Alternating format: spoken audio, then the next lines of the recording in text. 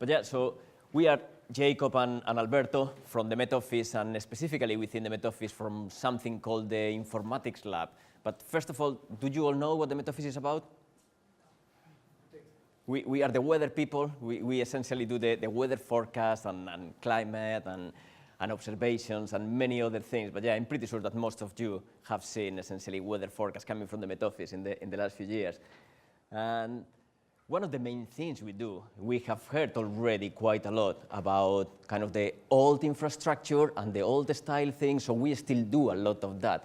So we have just bought actually one of the biggest supercomputers in the world. I think currently is ranked number 7 or number 8, it depends how you want to look at these things. And the first thing to say is that there are very good reasons to do these things, and we still do this in our business because we need a supercomputer, but at the same time, we are looking into doing more and more things in the clouds. And that was one of the main reasons, actually, that we created this team. And I don't know if, Jacob, you want to say anything specifically about the supercomputer and the cloud? Yes, I mean, we have a lot of constraints about the way that we produce our data. You know, we have the supercomputer in our data centers, and it's just constantly churning out data. We're taking in weather observations from all across the country and from partners all around the world. We run a numerical weather prediction, and then it dumps out a load of data. To give you a kind of idea of the scale of that, we've just moved from producing 40 terabytes of data a day to producing 400 terabytes of data a day. So we've gone up an order of magnitude, and there's just absolutely no way that we can move that data out of our data center really in any kind of usable way. So the whole role of the team, Alberto is going to tell you a little bit more about who we are, but the kind of main thing that we're trying to deal with is figure out how to take that vast amount of data and make it usable and useful for our customers and the general public. Yeah, so the whole issue with the data is really hitting us hard. So as Jacob has said, we are producing around 400 terabytes of data a day. Our archives are estimated to reach 1 exabyte of data by next year. So we really have a big data problem. And therefore, 3 years ago, we created this Informatics Lab. And if you want, you can think of the Informatics Lab as the main innovation unit within the Met Office. And we do many different things. As Jacob says, we try to essentially solve problems. And the biggest problem that we have is how do we make all of the data, all of the science that we generate useful to people outside the building. And while we are doing that, actually, we also do many other things. Like, for example, how do you create teams that are high-performing? How do you create teams that can be assembled very quickly? How do you change, actually, the ways of working within the organization? This is actually, oh, sorry, I was just going to say a word here. So this is actually, yeah, that's a rat, actually. This is our rat.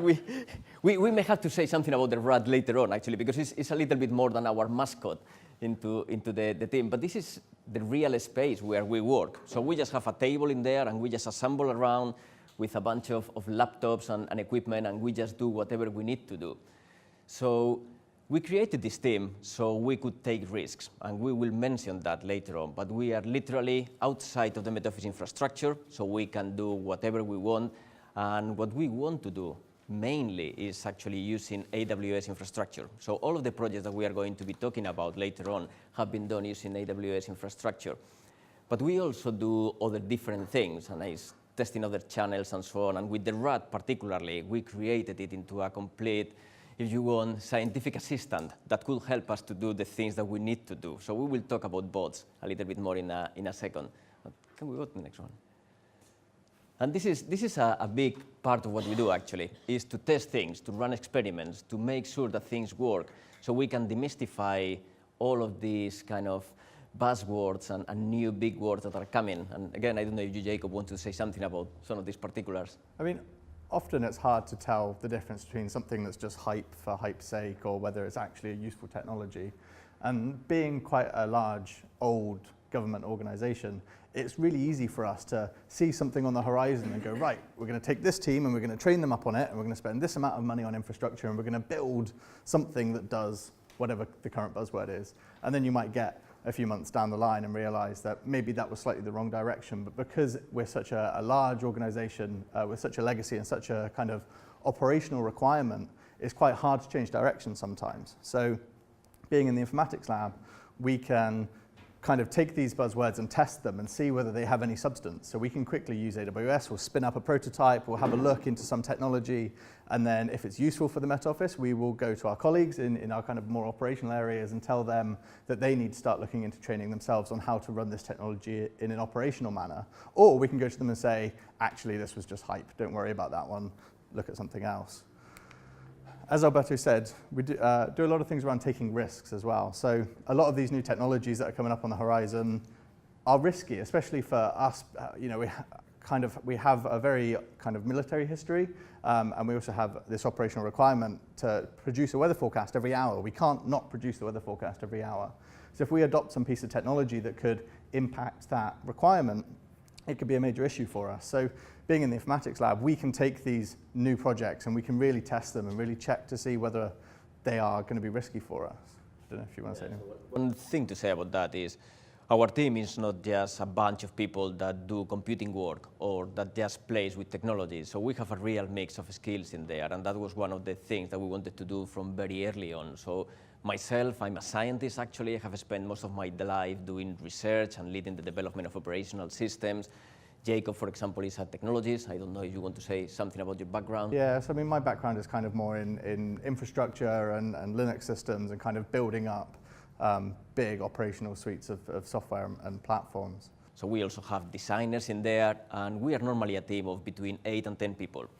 And the beauty of this is that we have all of the skills that we need to move and build these things very, very quickly. And then we can go back to the rest of the organization and say, look, this worked, this didn't work. With one particular thing, everybody has work in the organization. And that's very important because we have been before in this whole kind of setup in which you just bring a bunch of consultants that start looking at what you do and start telling you all of the things that you're doing wrong. But they actually, what they don't see are the real problems in the organization, whether it is because one department hates another, whether it is because certain money was spent in a certain project, whether it is because certain decisions are essentially really, really feared by the senior management. So we see all of those things. We have been in the organization. We know what the organization is doing, and that's very important actually to do these things. And we do that because, in essence, we want to change the whole of the organization. And that's the whole point in here. We are not essentially just creating these prototypes and creating toys or throwing beanbags around. We have been through that cycle before, and I think that pretty much every organization we talk to have been through that cycle. We want to be more innovative. We want to be able to do things faster. So what do you do? You just take a room like this one, paint it in pink, throw a few beanbags, tell everybody that on Friday mornings they can go there to do things differently, and surprise, surprise, a year later, nothing has changed. It's exactly the same thing. So we wanted to play the game in a very different way, and that's what we do here. So yeah, we have mentioned this one. So we are really a truly multidisciplinary team. There is nothing between us and the executive, so we report directly to the executive, and that's very important because it gives you the freedom to do things, so you are not trapped inside the whole kind of internal battles of this department wants to do this, that department wants to do the other thing, and we have our own kind of budget to do these things. But that doesn't mean, actually, that we are disconnected from the rest of the organization. As Jacob was saying, everything we do it in terms of scaling up with other parts of the organization because we know actually what are the pain points and what are the things that are really hitting them. And maybe we can do some examples actually in terms of some of the things that we do and explain actually how this links and how this has worked with other parts of the organization. Yeah, so one of the most important things about what we do in our team is we build things to show other people. You know, we truly believe that seeing is believing, and we've had so many situations where we've gone to managers and said, we've had this really great idea, and they go, oh, I don't know, maybe, it might be a good idea. But in our team, we go to them after maybe prototyping something for a couple of weeks and go, look at this prototype. It's really rough around the edges, but you get the general idea. And they'll look at it and go, well, why didn't you tell me this sooner? And it's that kind of situation where we have to actually demonstrate this capability. And it's one of the main differences between us just sitting around on beanbags talking about things, is that we actually do stuff and actually demonstrate that kind of benefit. So big data is one of those buzzwords that we're really trying to deal with. And I think it's one of those terms that's still really kind of floaty and nobody quite knows what it means.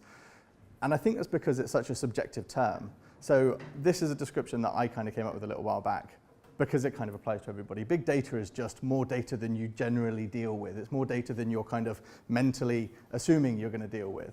To some people, that might be a massive spreadsheet, or to people like us, that might be petabytes of environmental data that's come out of a numerical weather model. But it's when you get to the point where you have to think, I can't deal with this data in the way that I normally deal with this data. You know, if it's a massive spreadsheet and it's too big to attach to an email, that could be a problem for one person. Or if it's us and we're kind of pushing towards the limits of kind of an InfiniBand network connection, that's a big deal to us. So we have a few different ways that we're trying to deal with the big data that we're producing and come up with different ways of getting around that. So the first one is compression, trying to make the data smaller, trying to reduce it down to something slightly more manageable. Our models put out all sorts of stuff. So every few hours we run a model that, if I take the UK for example, we'll run a model that will do weather forecast over the UK. So you get like a grid of latitude, longitude, and altitude over the UK. That model will have loads of different variables. So there'll be probability of precipitation, there'll be wind speed, there'll be all sorts of stuff. There's a couple of hundred different variables in there. There's all sorts of things like number of butterflies per square meter and all that kind of stuff. So you've got all these different variables. And then we also run this model over and over and over and over. So this is something called Ensemble weather forecasting. So because the weather is such a chaotic system, a tiny little variation in your starting parameters can end up with a totally different result in your weather model. And because there's always margins of error on the kind of measurements that we take, before we run the model, we kind of perturb the measurements within that margin of error and then run it maybe 30 times. So we'll get 30 different results from the same starting point. And then if quite a lot of those are kind of clustering and you get a lot of results that are agreeing with each other, we'll have more confidence in that forecast, whereas if they're all kind of more spread out, then we'll have lower confidence. And it's how we can issue probabilities and that kind of information. So this is just even more data. You know, instead of having one forecast, we've got 30 forecasts every hour. And so we also run this over the whole world and on all sorts of other places. So we've got to try and reduce this down. And so we've got to extract the bits that are useful. So we can either do that on the supercomputer, we'll then offload it onto a mainframe and into an archive. We need to try and reduce stuff at that point, and then data will end up going through kind of post-production into services, and we need to try and reduce it there as well. And so one way of dealing with it is by throwing big computers at it. But I think because of the way our organization has kind of grown, we have a massive computer for generating data and the much smaller computers for processing that data, and we're starting to really feel the kind of limits of that model at the moment. So the whole point of this talk, I guess, is to tell you how we're using AWS to try and deal with these things. So I'm going to talk you through a few of our projects that we've done over the last 18 months or so and how these have addressed those different aspects of kind of big data. So hopefully I can just click play and everything will work. By the way, everything that we do, and if you go to our webpage, actually, that we can put the address later on, is all freely accessible in there. So from the code to the examples to blogs, everything is put in there. And one of the reasons for this is that what we do is not only for the Met Office, so we do it essentially to try to improve the UK PLC. So we are paid to do that. So if you want to take anything that we do, by all means, just take it. We are very, very happy with people just going and stealing what we do. And there are live demos in there that you can play with as well. So this first video I'm going to show you is about data visualization. So we're trying to take an entire data set, you know, multi-terabyte data set, and just visualize it on a machine so that our staff can get maybe a feeling for what that bit of data looks like, what areas they want to interrogate further, and also just different ways of communicating that and exploring that. So let's hope my Wi-Fi still works. Good. There's lots of cheesy music on this, so it's quite quiet, which is good. So this is Cloud Fraction over the UK. This is a data visualization that we've got running in a web browser on a MacBook. So it's taking a vast data set and compressing it right down into something that we can stream over the internet into a laptop. We've explored kind of different control schemes, so using iPads and virtual reality controls to actually fly through a weather model and have a good look from different angles. Quite often we're used to more traditionally just looking at graphs of our data being plotted, but being able to actually look at what the weather looks like.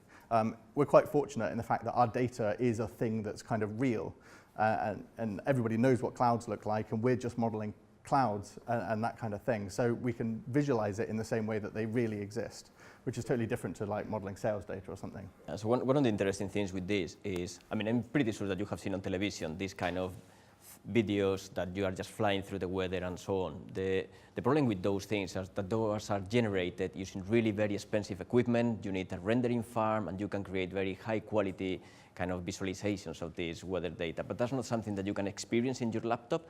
So that's what we wanted to create, actually. How do you can go to your laptop and have the same kind of experience?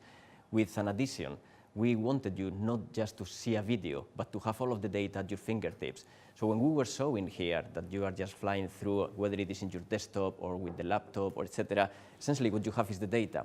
And that's brilliant, because then we can do things like the user clicks in a particular point, and we can run algorithms when the user is clicking in there that allow them to see different things.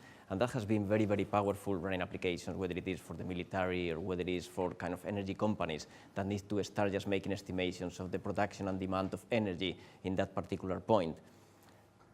So in order to achieve this, we were kind of going down the compression model and trying to deal with how we can take one field of data and compress it into something that we can put into a web browser. So we started with a field of cloud fraction. So this is percentage of cloud per point over the UK. That field for one model run of one Ensemble member is about 5 gigabytes. So it's not something that we could just expect clients to download onto their machine and visualize. It's kind of too much to hold in RAM, because that's 5 gigabytes compressed as well. So once you start actually exploding it out, that's way too much to hold in memory.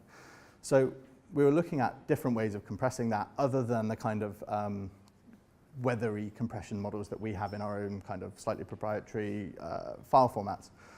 And we kind of were looking at groups of people who are really good at taking large amounts of data and putting them into web browsers. And so I'm talking about people like Netflix and YouTube, people that take these vast video files and try and stream them over the internet to you in as smaller file format as possible.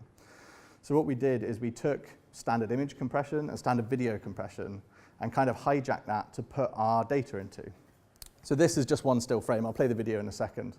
It looks a bit blurry just because it's on this screen. But this is our data squeezed into a video. So each pixel within this video has got an RGB value for video, but we've just kind of squished some 3 numbers into there. So for each point, we can hold 3 numbers. So you can see it's kind of tiled. These are altitude layers. So this is cloud fraction over the UK. We've managed to get 3 tiles onto each square, in each, one in each channel, and that kind of tiles out the altitude. So as I play this through, you might kind of get the idea of clouds moving across the UK, if it doesn't buffer for too long. So what happens is this video, this kind of Trojan horse file, gets streamed into your browser in a way that your browser's really happy with, because it's really happy with taking video and loading it in. And then it offloads this onto the graphics card, and the graphics card reconstructs that video file back into the kind of binary data format that we're used to. And we then were running like a custom ray tracing algorithm, which is basically doing like a sunlight simulation. So there's like a point of sun, and it shines sunlight through the data field, and as it hits the cloud, it gets darker and darker, and you end up with something that looks like clouds. Looks like my video is not going to play, but you get the idea. There's lots of frames that look like that. But some of the interesting things that we did actually to make this work are the kind of things that Matt was mentioning. So we don't have the whole architecture all the time just running in AWS. So what we do is essentially every time that we generate the weather forecast, we are pumping the data, then we scale the whole thing up, we do the coding of the data in particular ways, and then it becomes, again, small, and you can start just seeing this. And that has been brilliant for us, because it gives us a flexibility that we didn't have before. Yeah, so this was one of our first attempts at using AWS. So the main service that we really used here that was beneficial to us was the queuing service that Matt mentioned before. So this is like a multi-step process. We've got to get the data into the cloud. We've then got to take this binary data and convert it into a series of images. We've got to then take that series of images and convert that into a video. We've then got a video, put that video somewhere accessible where it can be streamed. And then we've got a web application that also has to be served up. So there's lots of components. And as that data comes off the supercomputer, it goes through different queues and kind of filters through each of those steps. So we've got quite a few different microservices that are all decoupled and processing this data. But one of the nice things is the model that we are specifically visualizing here gets produced every 3 hours, right? And because of AWS's kind of billing model, instead of maximizing our machines so that it would take 3 hours to process a forecast and use the whole capacity, we would do it 3 times as fast and then shut it down for 2 hours. So we would load in a forecast, we'd make sure that we would process it in just under an hour so we wouldn't get billed for the second hour, and then we'd shut down the whole infrastructure and wait for the next model run to come in. So that meant that we were producing forecasts within an hour rather than within 3 hours, and we were still paying the same amount for producing that kind of model. It was also a good opportunity for us to play with other technologies like Docker and Kubernetes and some of the web technologies like 3JS. And so these are the kind of things that we were de-risking and trying to implement within our organization. And one of the success stories from this is the fact that Docker and Kubernetes have just been implemented in production in our own data center in the form of OpenShift. So, I spent a lot of time learning about these technologies and then kind of evangelizing internally and saying, I really like these technologies, we should look into them. And then the guys from our operational teams went and found a vendor that could support them in a way that was kind of scalable and enterprisey and slightly less R&D than I am. And this is actually a very important point, because typically, and the metaphysics is not bad actually, but to move something from research into production, it takes us around 3 years. And that's essentially costing money. That's something that is making people a little bit agitated because they come quite often. And of course, we show them the latest thing. And then when you tell them that it's going to take a couple of years for them to be able to use it, everybody gets a bit angry. But with this kind of approach that we follow now, so Docker, it has taken less than 12 months actually to be kind of adopted by the rest of the organization. And this has real implications in terms of budget. So this is saving us hundreds of servers that we were using before. So we have ramped up the typical use of the server from 20% to 90%. And again, this is money, and this is thanks to quite a lot of the work that we did in AWS. So this is the kind of thing that is worth remembering. It's not just that you are moving applications to the cloud, it's the other things that you empower your organization to do while you are doing this. So I always like to plug the fact that we won an award for that project, so yay. The next project we moved on to was about extracting useful information from our data. I think one of the things that we and our kind of partner organizations have to deal with is most people don't actually care about the weather. They care about how the weather impacts decisions they have to make. So we can spend all of our time presenting nice maps and nice graphs and things of the weather, but if you're Tesco's, you want to know what to order. You don't want to know what the weather's going to do. So if we can take that extra step and kind of provide people with the information they want rather than the raw data, it provides a much better service for everybody. With the Echo coming out and Amazon opening up the Alexa ecosystem, it was a really good opportunity for us to explore this space and kind of do some kind of, we have these things called weather windows calculations, which is about finding suitable slots for different things to happen within the weather. And also it allowed us to deal with kind of natural language exploration and stuff. So it was interesting because Amazon approached us with this one because they had seen some of the work that we have been doing in the cloud and with the visualizations and so on. And one of the interesting questions that they threw at us was that people was using Alexa in the States, because this was well before Alexa was released here in the UK. But the people was essentially just using it with one-shot questions. It's Alexa, switch on the lights, or Alexa, what's the temperature today? And that was a bit boring, and they wanted to create something more. And at the time, we were very much interested in creating decision recommendation engines, and that's what we did for this one. Yeah, so I'm going to show you a video now. Hopefully it'll be loud enough. Hopefully it'll work. It'll play. The other one didn't. Yeah, that's playing. I don't know what the volume will be like. Oh, no, it's too quiet. I don't know if... Is there any way of turning the volume up on this screen?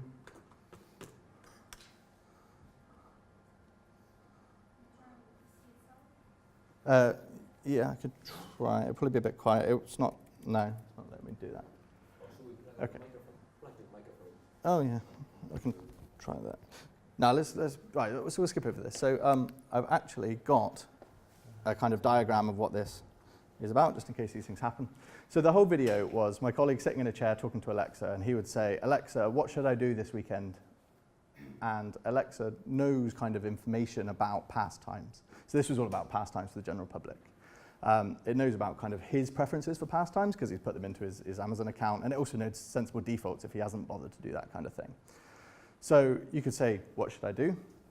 Alexa then needs a certain amount of information in order to make that recommendation. It needs to know what activities exist, whatever we've kind of told Alexa about. It also needs to know where you are, because there's no point in trying to recommend stuff for wrong parts of the country. And it also needs to know what the weather's like. So we had this kind of flow chart, this loop going around where Alexa was trying to fill in all the different slots of information. So the first thing it needs to know is where you are. So you'd say, what should I do? And Alexa will say, where do you want to do that? where do you want to do whatever activity it is, and you give that piece of information back, and then it'll go and it will check the weather forecast, and it will give you a recommendation of an activity. So in that video, it came back and said, how about going for a run? So then he went on to ask, Alexa, when should I go for a run? He didn't specify where he was again, so Alexa would come back and say, where are you? He'd say, we work in Exeter, so it said, I'm in Exeter. And then Alexa would go and find the weather forecast for Exeter and kind of find suitable slots and then rank them. Sorry, I nearly dropped my thingy there. So just to flow through this. The user would say, when should I go for a run? No, it's too quiet, it's too quiet. So here's the kind of required information. It needs to know the duration of this activity. It needs to know the kind of weather conditions that are suitable for that kind of activity. So if this is going for a run, you probably don't want it to be pouring with rain. A slight mist might be all right. You probably don't want it to be boiling hot. You probably want it to be daylight and not too windy. Alexa doesn't know where you are, so it's trying to fill in that slot, comes back and says, where do you want to do that? The user tells it where they are. And then it goes through and does a weather windows calculation and comes up with a load of different possibilities and ranks them in order.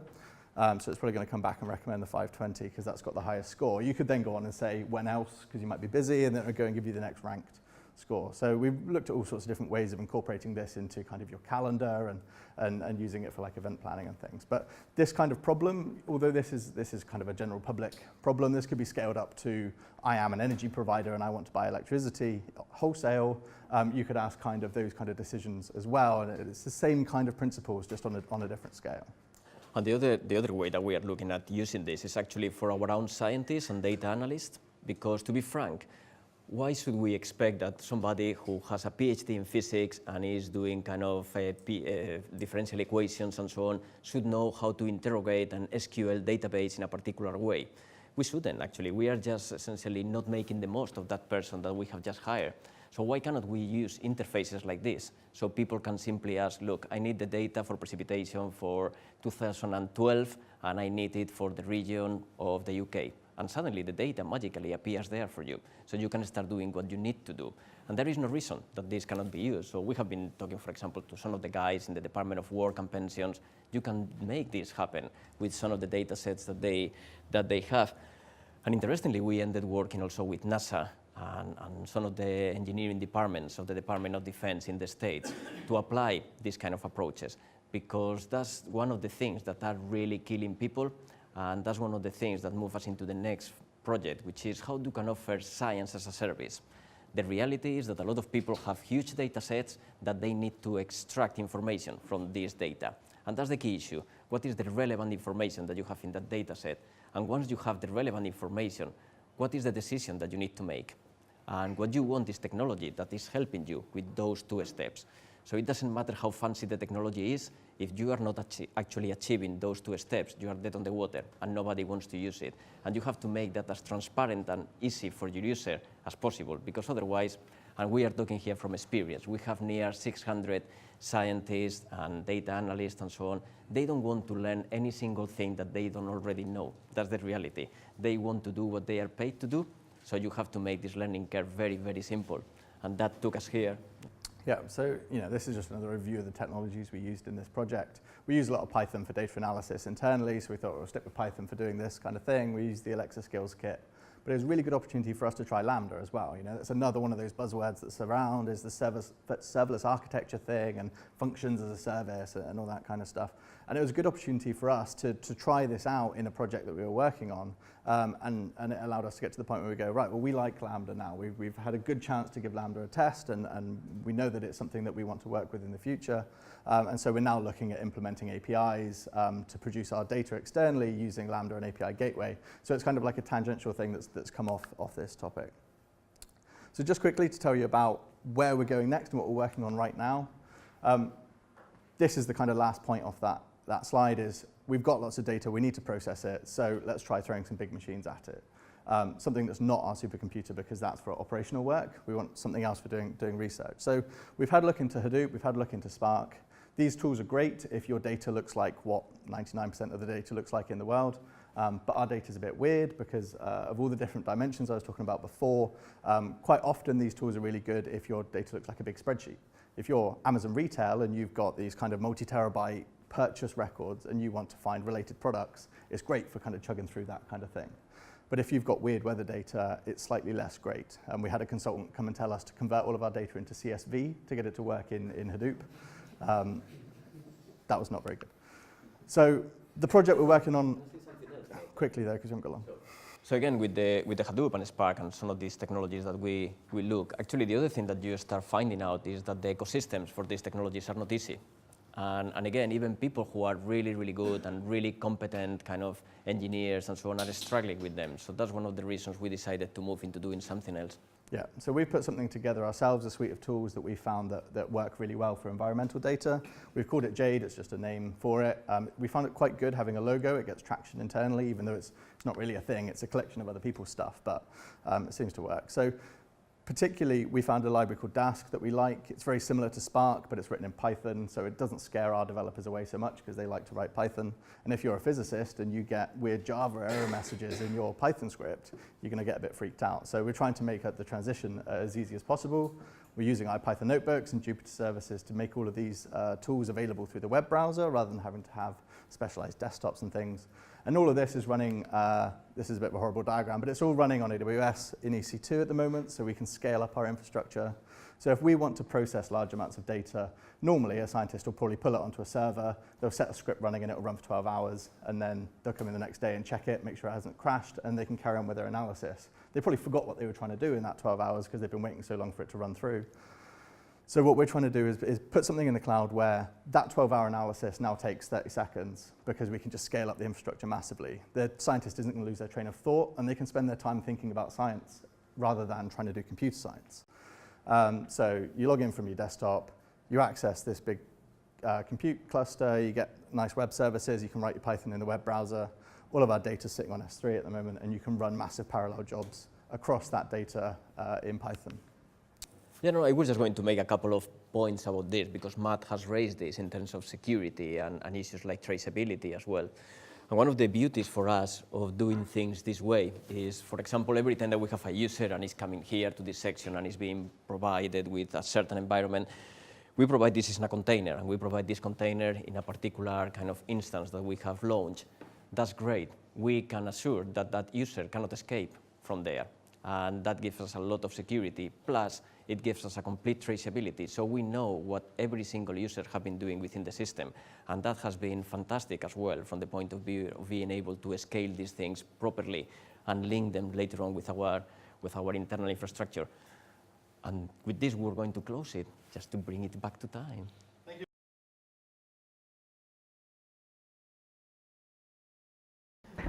Yeah, so my question is it applicable, reasonable to adopt any weather forecasting application, provide a real-time solutions for especially renewable energy? Because the topic is the smart cities. Yeah, so from my understanding, you are speaking about 30 seconds, 30 minutes computational processes. Yeah. So is it possible to go, an example, for 50 milliseconds? Yeah, so should I get the box myself? No, what? Okay, I will just shout. But that's one of the reasons that we are doing this, actually, just to make the whole thing literally kind of essentially instantaneous for the user, and that's what we are creating with these kind of platforms. So there is still a lead time that you have to move the data currently from the supercomputer to whatever platform you want to make the data kind of accessible to the user, because for very kind of clear security reasons, we don't allow people to connect straight into our supercomputer. But once we have moved the data into these platforms, practically it's instantaneous. Yeah, because even we are just pushing the customers or the homeowners would have the solar or photovoltaic to resell their extra energy. And we are just going to the against for the global warming. So I would really be happy if that solution can provide the real-time things. Okay. We are happy to, I'm very keen to talk to you more actually about that one, because that's the kind of thing that we want to do and to make it quite kind of seamless for the people to use. Thank you so much.